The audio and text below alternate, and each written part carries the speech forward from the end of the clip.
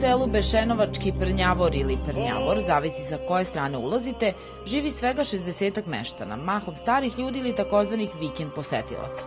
Veličina ovog mesta, međutim, nije u njegovoj rasprostranjenosti, već duhovnom bogatstvu, kojem je pretio zaborav. Sve do dolaska novog igumana Arsenija Matića. Ja sam tu došao prvi put sa preosvećenim našim vladikom, naišli smo na otvorene grobnice. Ljudske kosti ili kosti otaca ili tih znamenitih ličnosti, sunce je peklo, kiša ispirala i to je bilo već vidno nešto u mojim očima što treba hitno rešavati. Bilo je što je bilo i nikada nije kasno vratiti se na pravi put. Priznati greh i iza njih se iskupiti, veruje iguman, kao i svi koji su odmah došli da pomognu. Otkopavaju se temelji koje je svetinje još s kraja 13. veka udario kralj Dragutin. Skrajnut u dubini Fruške gore, manastir je od 6. aprila 1941. do 14. aprila 1942. godine bio utočište moštiju svetog kneza Lazara Hrebeljanovića. Tokom rata manastir je sravljen i opustošen i gotovo zaboravljen. Danas će ovako u jeku izgradnje proslaviti zimsku slavu, ali će i zvona zvoniti iščekujući prvu gradnju na svetim temeljima.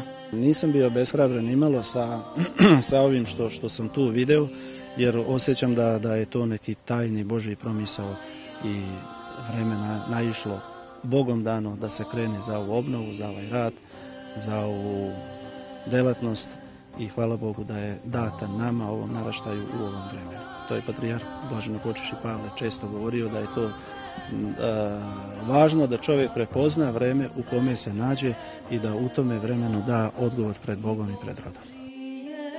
Kompozitor Vlada Kanić od svih mesta u Srbiji, kao i u svojoj pesmi za svoj kućerak, izabrao je nedavno baš domaćinstvo u ovom selu, svega 100 metara od manastira Bešenovo. To sve zajedno, veruje, moglo bi nešto da znači. Dole je selo, manastir grade nanovo, a ja sam ovo sad kupio da bi ovde, vidite, dole napravio vinograd koji sam nekad imao, koji je neko srušio, iščupali su sve čokote, nema više vinograda, a ja ću sad da ga napravim ovde, novi vinograd. Pa ima neke tu paralelu.